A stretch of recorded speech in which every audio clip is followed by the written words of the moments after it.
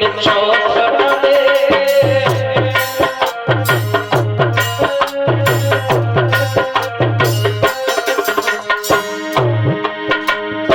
राजनीति कहती है सर दे लेकिन चौथ न दे। नारियां कहा ये करती हैं दे मौत मगर मौत न दे।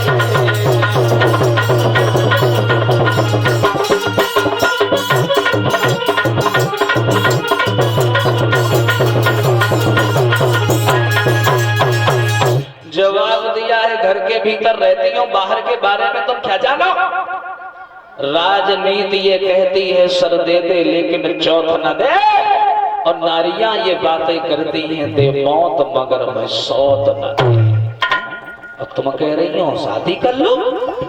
जवाब दिया महाराज मुझे इस चीज से घृणा थोड़ी ना है कि तुम्हारा दूसरा विवाह हो जाएगा। मुझे इस चीज से कोई घृणा नहीं है। मैं तो तुम्हारे इस दुख को सुख में बदलना चाहती हूँ, तुम्हारी इस तकलीफ को प्रेम में बदलना चाहती हूँ। मैं चाहती हूँ जो समाज का कलंक तुम्हारे माथे पे लगा है निर्वंशिया का, वो कलंक मिट जाए। मुझे और कोई उम्मीद नहीं है। उत्तानपाद बोले तुम्हारा है दिमाग खराब। अब मान लो हमने तो शादी कर ली, लेकिन जब परमेश्वरी आई है ना समझ लियो कि तुम्हारी खैर ना है। हाँ मेरी तो शादी होगी लेकिन तुम्हारी बर्बादी हो जाए, जा से मान जा। दूसरी शादी की न कहो। उस खेत में पैदावार नहीं और जिसमें कि कांस हो जाता है, और जिस घर में दो नारी रहती उस घर का नाश हो जाता है। बोले महाराज ये सब हमें ना बताओ, शादी कर।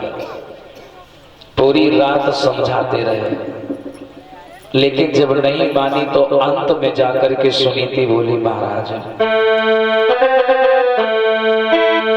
अरे जिद मत ठानो पिया बात मेरी मान ले।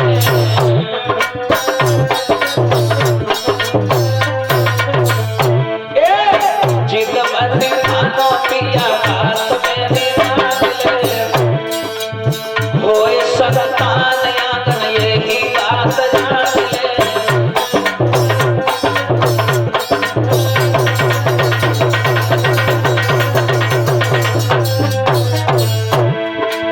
पति को लगाई गयो पातन में राजा, पड़ गयो चिंतन में राजा, पड़ गयो चिंतन में।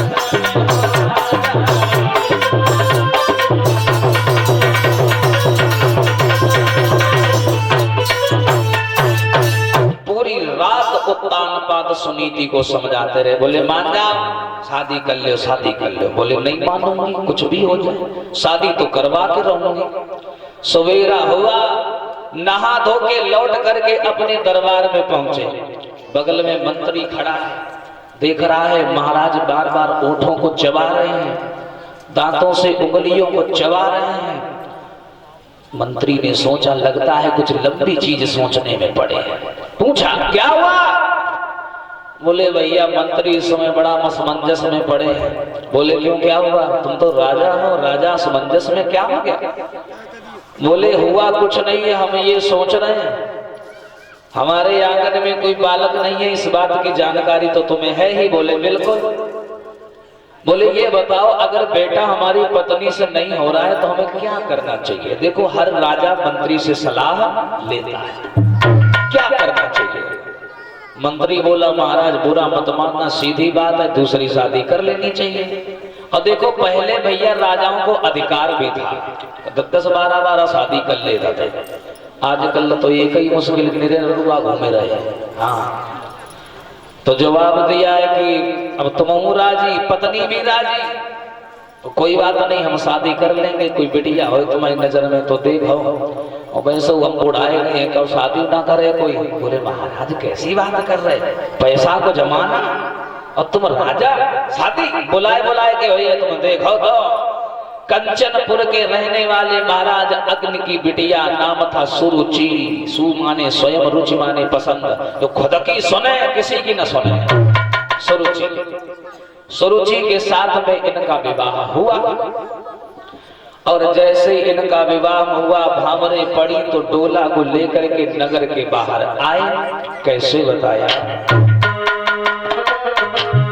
विवाह करें अवध में आए, खुशी सबने मनाई।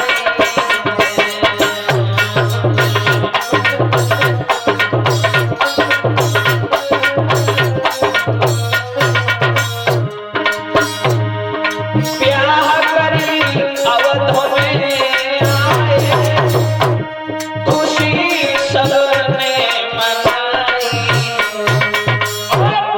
सुनीति नारी थी बहन, तुझी सुरुचि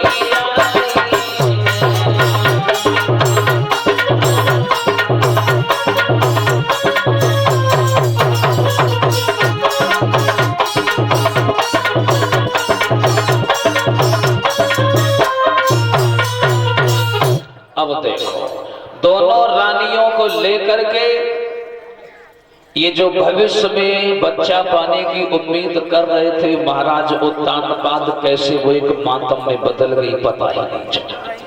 नगर के बाहर डोला खड़ा है, दासियों ने जाकर के जवाब दिया, महारानी आपकी जो बहन है वो आ चुकी है। सुनीति ने आरती का थाल सजाया और जैसे ही थाल सजाया दिया हाथ में, कहीं ले जा बहन आई है, सम्मान सहित लाना, कोई उल्टी सीधी हरकत मत करना, क्योंकि नारी का एक स्वभाव होता है चंचलता, बड़ी चंचलता होती है उनके अंदर। अब दासियां पहुंची लेकर के आरती को थाल। अब वे बेचारी अंदर बैठी। अब राजा की बिटिया कोई हल्की फुल्की बात उतरी ना है। अब वे लड़कियां बाहर खड़ी हैं, धीरे से बोली, महारानी बाहर आइए, आरती उतारेंगे तुम्हारी आरती।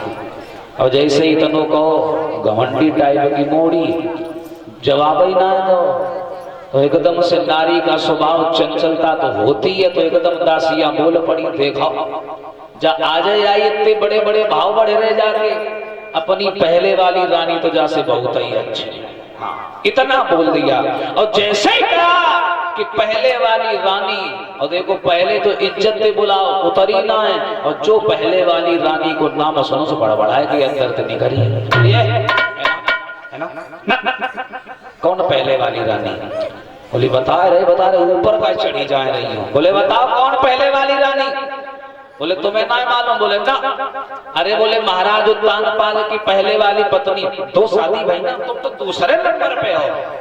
हाँ पहले वाली घरे बैठी।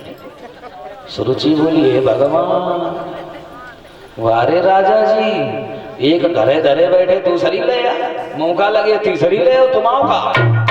पहुंची सामने उत्तानपाद के, और जो उत्तानपाद ने देखो चली आई ने लंबे लंबे कदम धरत भाई। उत्तानपाद समझ गए अब सिर झुका के खड़े हैं, पहुंची सामने, बोली आए देखो हमसे बात करो, सुनो हमारी बात। अरे जब एक तुम्हारे रानी थी तो हमें बेरथ क्यों लाए?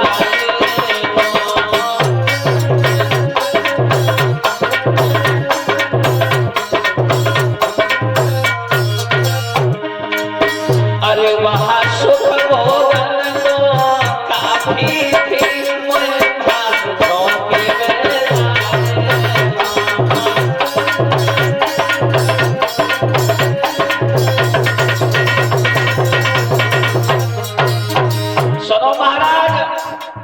जो तुम्हारा मुंह नीचे का है वो झुकेगा।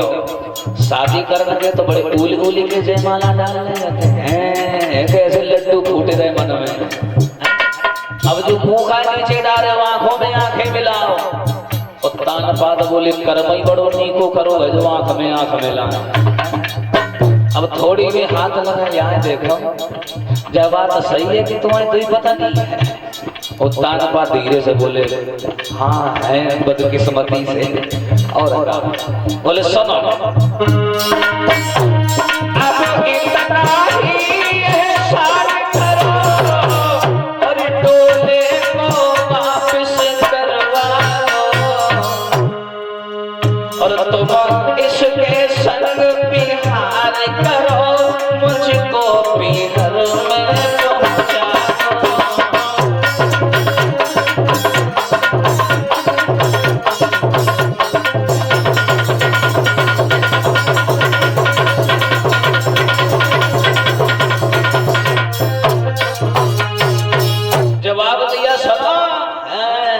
बन के चले गए थे अगासुर जाके दो दो शादी करके चले आए हैं? अब मैया 1 मिनट नहीं रुकूंगी, डोले में मुझे बिठवा और यहाँ से डोला वापस करो। उत्तान पाद बाएं समेटे ठाड़े, ना हाँ बोले ना बोले। अब देखो एक बात और, अगर कोई गुस्सा होए, अब वो तुम पे गुस्सा उतार रहे हो और तुम ना बोलो तो और गुस्सा आता है, अब बोलते तो और गुस्सा आता है। ऐसा देखने को मिलता है। अब आज ही कल देख लो घर में सास बहुओं में, पता चले बहू ने कोई गलती कर दी तो सास चिल्ला रही है, देख लो। और जब बेचारी नहीं बोलेगी तो क्या बोलेगी, देख लो हमारी बात नहीं सुन रही है, हमारी बात पे ध्यान नहीं दे रही है। अब जब जरा सा वो कुछ बोल दे, अच्छा देखो कैसा जुबान लड़ा रही है हमसे, देख लो चकिया जैसी जुबान चल रही है। अब ना बोलो तो दिक्कत, बोलो तो दिक्कत। उत्तान बाद बोले चुप पा रहा हो, हमने जब कुछ करो ना तो काय को बोले, देखो नहीं समझ रहे हैं जिनने करवाओ है। दासियां वहां से चली और चलने के बाद में महारानी सुनीति के पास में आई। बोली महारानी पूरी पोल पट्टी खुल गई, वे तो घरे आई ना रही है। बोली क्यों नहीं आ रही है? बोली महारानी उनको सारी बात मालूम हो चुकी है कि 2 विवाह हो चुके हैं और वो घर में आने से मना कर रहे हैं। अब देखो कितना सुंदर स्वभाव था मैया सुनीति का, एकदम चेहरे से मुस्कुराहट नहीं गायब हुई। बोली तुम्हें क्या मालूम कैसे किसको अंदर लाया जाता है, आरती का थाल हमें लाओ, हम जाएंगे लेने के लिए। आज मैया सुनीति वहां से चली और सुरुचि के सामने आकर के आरती उतारने लगी। अरे धीरे और सुनती मैया करी रही।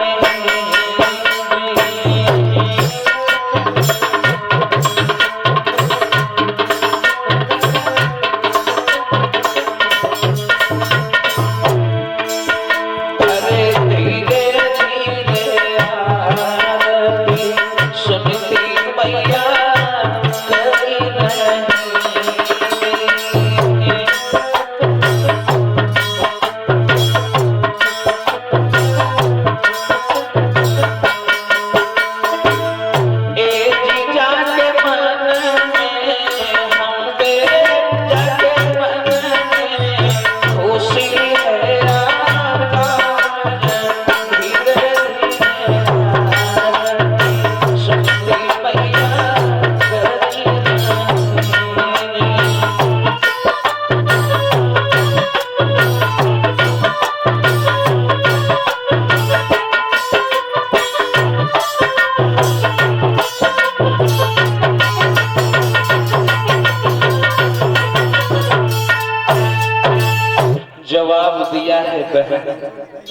बड़ा ही सौभाग्य है जो तुम बड़ी ही प्रेम के साथ में अयोध्या तक आई। अब चलो ये जो महल तुम्हारे बिना सोने पड़े हैं, इन महलों को चल के संभालो। और जैसे ही इतनी बात कही तो एकदम सुरुचि ने दासियों से पूछा का जय पहले वाले? बोले हाँ जय।